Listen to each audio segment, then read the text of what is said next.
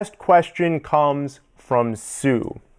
So Sue asks, olives, beans, dairy, cheese, eggs. Where do these fit in the recommendation to eat meats, seeds, nuts, non-starchy vegetables, low glycemic fruit? Okay, so basically taking my sentence of eat meats, non-starchy vegetables, raw nuts and seeds, and low glycemic fruit. Okay, so let's run through this first. So I'm going to show you this so you guys can keep track of everything, all right? So you're not looking at me, you're looking at what Sue asked specifically. So first, there's olives. Olives are a great choice. Olives are a low glycemic vegetable. I believe they're a vegetable. I don't know if they're vegetable, but I do know they are low glycemic. They're great for reducing inflammation.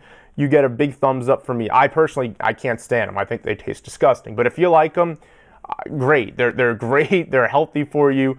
Go for it. All right. The second thing, beans. And this is the one that is most up in the air. And with beans, it really depends. So there are certain beans, like black beans, that have a low glycemic load and they're moderate glycemic on the glycemic index. So black beans, once in a while, not a big deal. Have half a cup or less, you're good to go.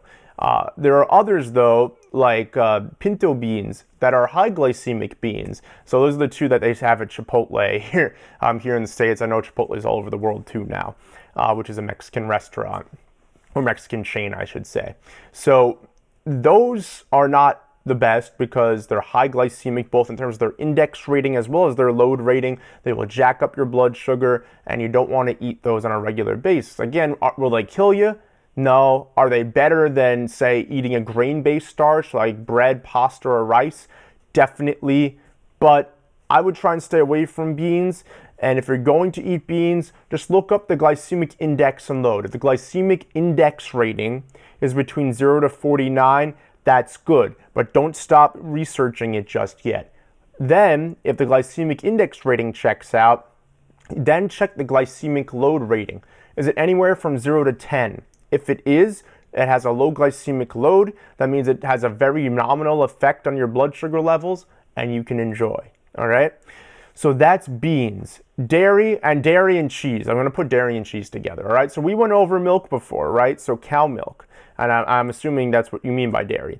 So cow milk, high in sugar. You get organic whole if you're going to have it. But again, 16 grams of sugar in 1 cup. It's a lot of sugar in just a cup. So you want to minimize your ingestion of milk, regardless of whether it's organic whole or not. If it's not organic or whole, you really shouldn't be having it at all, ever. And then from a cheese perspective, you want to get high quality cheeses. So international cheeses are much better than the ones here in the United States. Like Kraft is a very common brand. They have Kraft singles and Kraft cheese.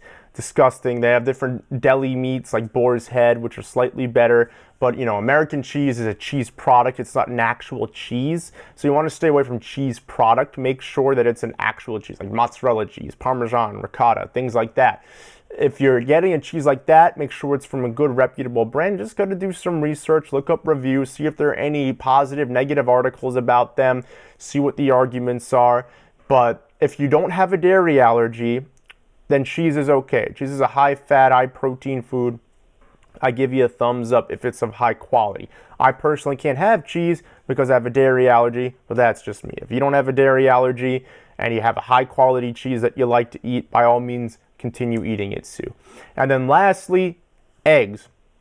Unless you have an egg allergy, hell yeah, I am really big on eggs. Eggs are probably the healthiest food you can possibly have. A perfect blend of fat and protein. The yolk is the best part. So a lot of people like to brag about having egg white omelets.